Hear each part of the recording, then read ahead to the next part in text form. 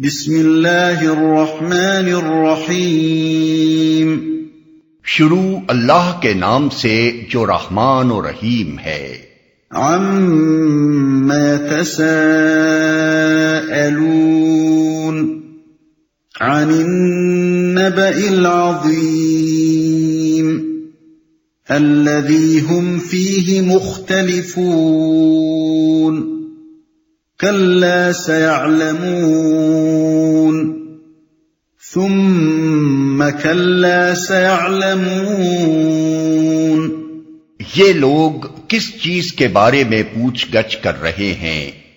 کیا اس بڑی خبر کے بارے میں جس کے متعلق یہ مختلف چیمے گوئیاں کرنے میں لگے ہوئے ہیں؟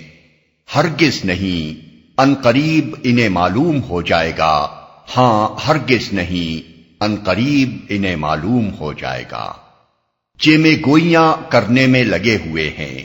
بڑی خبر سے مراد قیامت اور آخرت کی خبر ہے، جس کو اہل مکہ آنکھیں پھاڑ پھاڑ کر سنتے تھے۔ پھر ہر محفل میں اس پر طرح طرح کی چیمگوئیاں ہوتی تھیں۔ پوچھ گچھ سے مراد یہی چیمگوئیاں ہیں۔ لوگ جب ایک دوسرے سے ملتے تھے تو کہتے تھے کہ بھائی، کبھی پہلے بھی تم نے سنا ہے کہ مر کے کوئی دوبارہ زندہ ہوگا؟ کیا یہ ماننے کے قابل بات ہے کہ گل سڑ کر جو ہڈیاں ریزہ ریزہ ہو چکی ہیں ان میں نئے سرے سے جان پڑے گی؟ کیا عقل میں یہ بات سماتی ہے کہ اگلی پچھلی ساری نسلیں اٹھ کر ایک جگہ جمع ہوں گی؟ کیا یہ ممکن ہے کہ یہ بڑے بڑے جمے ہوئے پہاڑ ہوا میں روئی کے گالوں کی طرح اڑنے لگیں گے؟ کیا یہ ہو سکتا ہے کہ چاند، سورج اور تارے سب بجھ کر رہ جائیں اور دنیا کا یہ سارا جمع جمایا نظام الٹ پلٹ ہو جائے؟ یہ صاحب جو کل تک اچھے خاصے دانا آدمی تھے، آج انہیں یہ کیا ہو گیا ہے کہ ہمیں ایسی عجیب انہونی خبریں سنا رہے ہیں؟ یہ جنت اور یہ دوزخ آخر پہلے کہاں تھیں جن کا ذکر ہم نے کبھی ان کی زبان سے نہ سنا تھا؟ اب یہ ایک دم کہاں سے نکل آئی ہیں کہ انہوں نے ان کے عجیب و غریب نقشے ہمارے سامنے کھینچنے شروع کر دیے ہیں۔ ہم فیہ مختلفون کا ایک مطلب تو یہ ہے کہ وہ اس کے بارے میں مختلف چہمگوئیاں کر رہے ہیں۔ دوسرا مطلب یہ بھی ہو سکتا ہے کہ دنیا کے انجام کے بارے میں یہ لوگ خود بھی کوئی ایک متفق علیہ عقیدہ نہیں رکھتے، بلکہ ان کے درمیان اس کے متعلق مختلف خیالات پائے جاتے ہیں۔ ان میں سے کوئی عیسائیوں کے خیالات سے متاثر تھا اور زندگی بعد موت کو مانتا تھا، مگر یہ سمجھتا تھا کہ وہ دوسری زندگی جسمانی نہیں بلکہ روحانی ہوگی۔ کوئی آخرت کا قطعی منکر نہ تھا، مگر اسے شک تھا کہ وہ ہو سکتی ہے یا نہیں۔ چنانچہ قرآن مجید ہی میں اس خیال کے لوگوں کا یہ قول نقل کیا گیا ہے کہ ان نظن الا ظنا وما نحن بمستيقنين، یعنی ہم تو بس ایک گمان سا رکھتے ہیں، یقین ہم کو نہیں ہے۔ سورہ الجاثیہ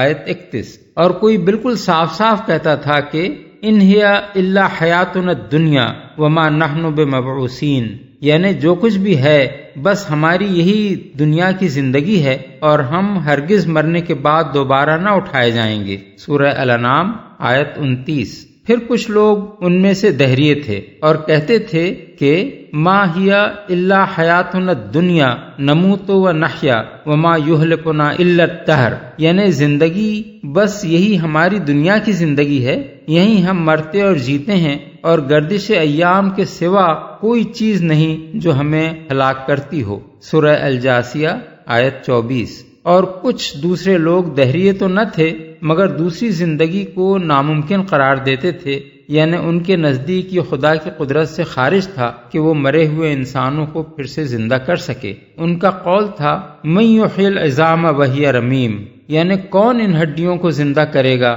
جبکہ یہ بوسیدہ ہو چکی ہوں۔ سورہ یاسین آیت 78۔ یہ ان کے مختلف اقوال خود ہی اس بات کا ثبوت تھے کہ ان کے پاس اس مسئلے میں کوئی علم نہ تھا، بلکہ وہ محض گمان و قیاس کے تیر تکے چلا رہے تھے، ورنہ علم ہوتا تو سب کسی ایک بات کے قائل ہوتے۔ ہرگز نہیں، یعنی آخرت کے متعلق جو باتیں یہ لوگ بنا رہے ہیں سب غلط ہیں۔ جو کچھ انہوں نے سمجھ رکھا ہے وہ ہرگز صحیح نہیں ہے۔ انہیں معلوم ہو جائے گا، یعنی وہ وقت دور نہیں ہے جب وہی چیز حقیقت بن کر ان کے سامنے آ جائے گی جس کے بارے میں یہ فضول چہمگوئیاں کر رہے ہیں۔ اس وقت انہیں پتہ چل جائے گا کہ رسول نے جو خبر ان کو دی تھی وہی صحیح تھی، اور قیاس و گمان سے جو باتیں یہ بنا رہے تھے ان کی کوئی حقیقت نہ تھی۔ أَلَمْ نَجْعَلِ الْأَرْضَ مِهَادًا وَالْجِبَالَ أَوْتَادًا وَخَلَقْنَاكُمْ أَزْوَاجًا وَجَعَلْنَا نَوْمَكُمْ سُبَاتًا وَجَعَلْنَا اللَّيْلَ لِبَاسًا وَجَعَلْنَا النَّهَارَ مَعَاشًا وَبَنَيْنَا فَوْقَكُمْ سَبْعًا شِدَادًا وَجَعَلْنَا سِرَاجًا وَهَّاجًا وَأَنزَلْنَا مِنَ الْمُعْصِرَاتِ مَاءً ثَجَّاجًا لِنُخْرِجَ بِهِ حَبًّا وَنَبَاتًا وَجَنَّاتٍ أَلْفَافًا۔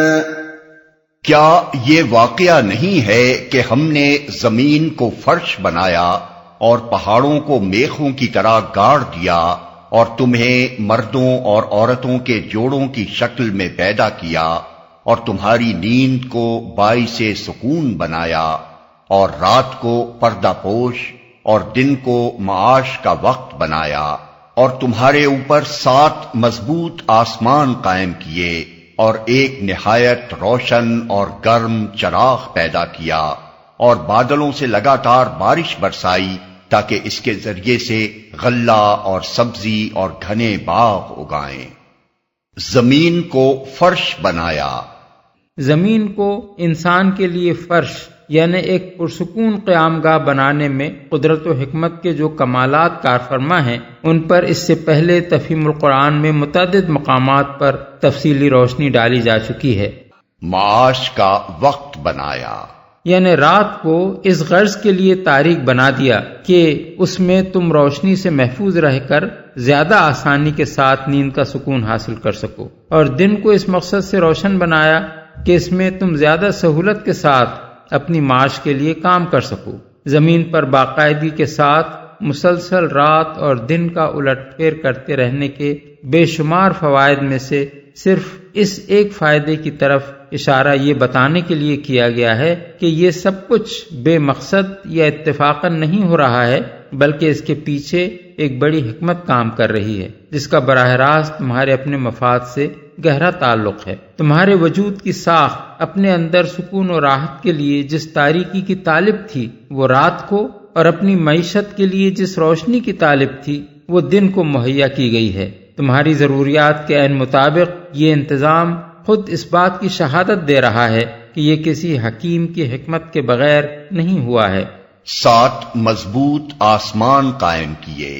مضبوط کا لفظ اس معنی میں استعمال کیا گیا ہے کہ ان کی سرحدیں اتنی مستحکم ہیں کہ ان میں ذرہ برابر تغیر تبدل نہیں ہونے پاتا، اور ان سرحدوں کو پار کر کے عالم بالا کے بے شمار ستاروں اور سیاروں میں سے کوئی نہ ایک دوسرے سے ٹکراتا ہے نہ تمہاری زمین پر آ گرتا ہے۔ گرم چراغ پیدا کیا۔ مراد ہے سورج۔ اصل میں لفظ وحاج استعمال ہوا ہے جس کے معنی نہایت گرم کے بھی ہیں اور نہایت روشن کے بھی، اس لیے ترجمے میں ہم نے دونوں معنی درج کر دیے ہیں۔ اس مختصر سے فقرے میں اللہ تعالیٰ کی قدرت و حکمت کے جس عظیم الشان نشان کی طرف اشارہ کیا گیا ہے اس کا قطر زمین کے قطر سے 109 گنا اور اس کا حجم زمین کے حجم سے 3,33,000 گنا زیادہ بڑا ہے۔ اس کا درجہ حرارت 1,40,00,000 ڈگری سینٹی گریڈ ہے۔ زمین سے 9,30,00,000 میل دور ہونے کے باوجود اس کی روشنی کا یہ حال ہے کہ انسان اگر برہنہ آنکھ سے اس کی طرف نظر جمانے کی کوشش کرے تو اپنی بینائی کھو بیٹھے، اور اس کی گرمی کا حال یہ ہے کہ زمین کے بعض حصوں میں اس کی تپش کی وجہ سے درجہ حرارت 140 ڈگری فارنہائٹ تک پہنچ جاتا ہے۔ یہ اللہ ہی کی حکمت ہے کہ اس نے زمین کو اس سے ٹھیک ایسے فاصلے پر رکھا ہے کہ نہ اس سے بہت قریب ہونے کے باعث یہ بے انتہا گرم ہے اور نہ بہت دور ہونے کے باعث بے انتہا سرد۔ اسی وجہ سے یہاں انسان، حیوان اور نباتات کی زندگی ممکن ہوئی ہے۔ اسی سے قوت کے بے حساب خزانے نکل کر زمین پر پہنچ رہے ہیں جو ہمارے لیے سبب حیات بنے ہوئے ہیں۔ اسی سے ہماری فصلیں پک رہی ہیں اور ہر مخلوق کو غذا بہم پہنچ رہی ہے۔ اسی کی حرارت سمندروں کے پانی کو گرم کر کے وہ بھاپیں اٹھاتی ہے جو ہواؤں کے ذریعے سے زمین کے مختلف حصوں پر پھیلتی اور بارش کی شکل میں برستی ہیں۔ اس سورج میں اللہ نے ایسی زبردست بھٹی سلگا رکھی ہے جو اربوں سال سے روشنی، حرارت اور مختلف اقسام کی شعاعیں سارے نظام شمسی میں پھینکے چلی جا رہی ہے۔ گھنے باغ اگائیں۔ ان آیات میں پے در پے بہت سے آثار و شواہد کو پیش کر کے قیامت اور آخرت کے منکرین کو یہ بتایا گیا ہے کہ اگر تم آنکھیں کھول کر زمین اور پہاڑوں اور خود اپنی پیدائش اور اپنی نیند اور بیداری اور روز و شب کے اس انتظام کو دیکھو، کائنات کے بندھے ہوئے نظام اور آسمان کے چمکتے ہوئے سورج کو دیکھو، بادلوں سے برسنے والی بارش اور اس سے پیدا ہونے والی نباتات کو دیکھو، تو تمہیں دو باتیں ان میں نمایاں نظر آئیں گی۔ ایک یہ کہ یہ سب کچھ ایک زبردست قدرت کے بغیر نہ وجود میں آ سکتا ہے، نہ اس باقاعدگی کے ساتھ جاری رہ سکتا ہے۔ دوسرے یہ کہ ان میں سے ہر چیز کے اندر ایک عظیم حکمت کام کر رہی ہے اور کوئی کام بھی بے مقصد نہیں ہو رہا ہے۔ اب یہ بات صرف ایک نادان ہی کہہ سکتا ہے کہ جو قدرت ان ساری چیزوں کو وجود میں لانے پر قادر ہے وہ انہیں فنا کر دینے اور دوبارہ کسی اور صورت میں پیدا کر دینے پر قادر نہیں ہے۔ اور یہ بات بھی صرف ایک بے عقل ہی کہہ سکتا ہے کہ جس حکیم نے اس کائنات میں کوئی کام بھی بے مقصد نہیں کیا ہے، اس نے اپنی دنیا میں انسان کو سمجھ بوجھ، خیر و شر کی تمیز، طاعت و عصیان کی آزادی اور اپنی بے شمار مخلوقات پر تصرف کے اختیارات بے مقصد ہی دے ڈالے ہیں۔ انسان اس کی دی ہوئی ان چیزوں کو اچھی طرح استعمال کرے یا بری طرح، دونوں صورتوں میں اس کا کوئی نتیجہ نہیں نکلتا۔ کوئی بھلائیاں کرتے کرتے مر جائے تو بھی مٹی میں مل کر ختم ہو جائے گا، اور برائیاں کرتے کرتے مر جائے تو بھی مٹی ہی میں مل کر ختم ہو جائے گا۔ نہ بھلے کو اس کی بھلائی کا کوئی اجر ملے گا، نہ برے سے اس کی برائی پر کوئی باز پرس ہوگی۔ زندگی بعد موت اور قیامت و آخرت پر یہی دلائل ہیں جو جگہ جگہ قرآن مجید میں بیان کیے گئے ہیں۔ ان یوم الفصل کان میقاتا یوم ينفخ في الصور فتأتون أفواجا وفتحت السماء فكانت أبوابا وسيرت الجبال فكانت سرابا۔ بے شک فیصلے کا دن ایک مقرر وقت ہے جس روز سور میں پھونک مار دی جائے گی، تم فوج در فوج نکل آؤ گے اور آسمان کھول دیا جائے گا حتیٰ کہ وہ دروازے ہی دروازے بن کر رہ جائے گا، اور پہاڑ چلائے جائیں گے یہاں تک کہ وہ سراب ہو جائیں گے۔ فوج در فوج نکل آؤ گے، اس سے مراد وہ آخری نفخ صور ہے جس کا آوازہ بلند ہوتے ہی تمام مرے ہوئے انسان یکایک جی اٹھیں گے، اور تم سے مراد صرف وہی لوگ نہیں ہیں جو اس وقت مخاطب تھے، بلکہ وہ تمام انسان ہیں جو آغاز آفرینش سے قیامت تک پیدا ہوئے ہوں۔ سراب ہو جائیں گے۔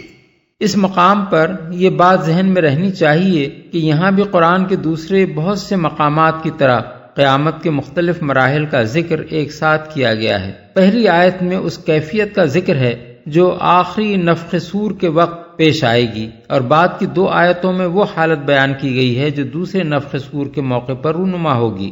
اس کی وضاحت ہم تفہیم القرآن جلد 6 تفسیر سورہ الحاقہ میں کر چکے ہیں۔ آسمان کھول دیا جائے گا سے مراد یہ ہے کہ عالم بالا میں کوئی بندش اور رکاوٹ باقی نہ رہے گی، اور ہر طرف سے ہر آفت سماوی اس طرح ٹوٹی پڑ رہی ہوگی کہ معلوم ہوگا کہ گویا اس کے آنے کے لیے سارے دروازے کھلے ہیں اور اس کو روکنے کے لیے کوئی دروازہ بھی بند نہیں رہا ہے۔ پہاڑوں کے چلنے اور سراب بن کر رہ جانے کا مطلب یہ ہے کہ دیکھتے دیکھتے پہاڑ اپنی جگہ سے اکھڑ کر اڑیں گے اور پھر ریزہ ریزہ ہو کر اس طرح پھیل جائیں گے، جہاں پہلے کبھی پہاڑ تھے وہاں ریت کے وسیع میدانوں کے سوا اور کچھ نہ ہوگا۔ اسی کیفیت کو سورہ طٰہٰ میں یوں بیان کیا گیا ہے، یہ لوگ تم سے پوچھتے ہیں کہ آخر اس دن یہ پہاڑ کہاں چلے جائیں گے؟ ان سے کہو میرا رب ان کو دھول بنا کر اڑا دے گا اور زمین کو ایسا ہموار چٹھیل میدان بنا دے گا کہ اس میں تم کوئی بل اور سلوٹ تک نہ دیکھو گے۔ آیات 105 تا 107۔ ان جہنم كانت مرصادا للطاغین مآبا لابثین فیہا احقابا۔ در حقیقت جہنم ایک گھات ہے، سرکشوں کا ٹھکانہ جس میں وہ مدتوں پڑے رہیں گے۔ ایک گھات ہے۔ گھات اس جگہ کو کہتے ہیں جو شکار کو پھانسنے کے لیے بنائی جاتی ہے تاکہ وہ بے خبری کی حالت میں آئے اور اچانک اس میں پھنس جائے۔ جہنم کے لیے یہ لفظ اس لیے استعمال کیا گیا ہے کہ خدا کے باغی اس سے بے خوف ہو کر دنیا میں یہ سمجھتے ہوئے اچھل کود کرتے پھر رہے ہیں کہ خدا کی خدائی ان کے لیے کھلی آماج گاہ ہے اور یہاں کسی پکڑ کا خطرہ نہیں ہے، لیکن جہنم ان کے لیے ایک ایسی چھپی ہوئی گھات ہے جس میں وہ یکایک پھنسیں گے اور بس پھنس کر ہی رہ جائیں گے، مدتوں پڑے رہیں گے۔ اصل میں لفظ احقاب استعمال کیا گیا ہے جس کے معنی ہیں پے در پے آنے والے طویل زمانے، ایسے مسلسل ادوار کہ ایک دور ختم ہوتے ہی دوسرا دور شروع ہو جائے۔ اس لفظ سے بعض لوگوں نے یہ استدلال کرنے کی کوشش کی ہے کہ جنت کی زندگی میں تو ہمیشگی ہوگی مگر جہنم میں ہمیشگی نہیں ہوگی، کیونکہ یہ مدتیں خواہ کتنی ہی طویل ہوں۔ بہرحال جب مدتوں کا لفظ استعمال کیا گیا ہے تو اس سے یہی متصور ہوتا ہے کہ وہ لامتناہی نہ ہوں گی بلکہ کبھی نہ کبھی جا کر ختم ہو جائیں گی۔ لیکن یہ استدلال دو وجوہ سے غلط ہے۔ ایک یہ کہ عربی لغت کے لحاظ سے حقب کے لفظ ہی میں یہ مفہوم شامل ہے کہ ایک حقب کے پیچھے دوسرا حقب ہو، اس لیے احقاب لازماً ایسے ادوار ہی کے لیے بولا جائے گا جو پے در پے ایک دوسرے کے بعد آتے چلے جائیں اور کوئی دور بھی ایسا نہ ہو جس کے پیچھے دوسرا دور نہ آئے۔ دوسرے یہ کہ کسی موضوع کے متعلق قرآن مجید کی کسی آیت سے کوئی ایسا مفہوم لینا اصولاً غلط ہے جو اسی موضوع کے بارے میں قرآن کے دوسرے بیانات سے متصادم ہوتا ہو۔ قرآن میں 34 مقامات پر اہل جہنم کے لیے خلود یعنی ہمیشگی کا لفظ استعمال کیا گیا ہے۔ 3 جگہ صرف لفظ خلود ہی پر اکتفا نہیں کیا گیا ہے بلکہ اس پر ابداً یعنی ہمیشہ ہمیشہ کا بھی اضافہ کر دیا گیا ہے، اور ایک جگہ صاف صاف ارشاد ہوا ہے کہ وہ چاہیں گے کہ جہنم سے نکل جائیں مگر وہ اس سے ہرگز نکلنے والے نہیں ہیں اور ان کے لیے قائم رہنے والا عذاب ہے۔ سورہ المائدہ آیت 37۔ ایک دوسری جگہ فرمایا گیا ہے کہ اسی حالت میں وہ ہمیشہ رہیں گے جب تک کہ زمین و آسمان قائم ہیں، الا یہ کہ تیرا رب کچھ اور چاہے۔ اور یہی بات اہل جنت کے متعلق بھی فرمائی گئی ہے کہ جنت میں وہ ہمیشہ رہیں گے جب تک زمین و آسمان قائم ہیں، الا یہ کہ تیرا رب کچھ اور چاہے۔ سورہ ہود آیات 107 اور 108۔ ان تصریحات کے بعد لفظ احقاب کی بنیاد پر یہ کہنے کی آخر کیا گنجائش باقی رہ جاتی ہے کہ جہنم میں خدا کے باغیوں کا قیام دائمی نہیں ہوگا بلکہ کبھی نہ کبھی ختم ہو جائے گا۔ لا يذوقون فيها بردا ولا شرابا إلا حميما وغساقا جزاء وفاقا۔ اس کے اندر کسی ٹھنڈک اور پینے کے قابل کسی چیز کا مزہ وہ نہ چکھیں گے، کچھ ملے گا تو بس گرم پانی اور زخموں کا دھومن، ان کے کرتوتوں کا بھرپور بدلہ۔ زخموں کا دھون اصل میں لفظ غساق استعمال ہوا ہے جس کا اطلاق پیپ، لہو، کچ لہو اور آنکھوں اور کھالوں سے بہنے والی ان تمام رطوبتوں پر ہوتا ہے جو شدید تعذیب کی وجہ سے بہہ نکلتی ہوں۔ اس کے علاوہ یہ لفظ ایسی چیز کے لیے بھی بولا جاتا ہے جس میں سخت تعفن اور سڑاند ہو۔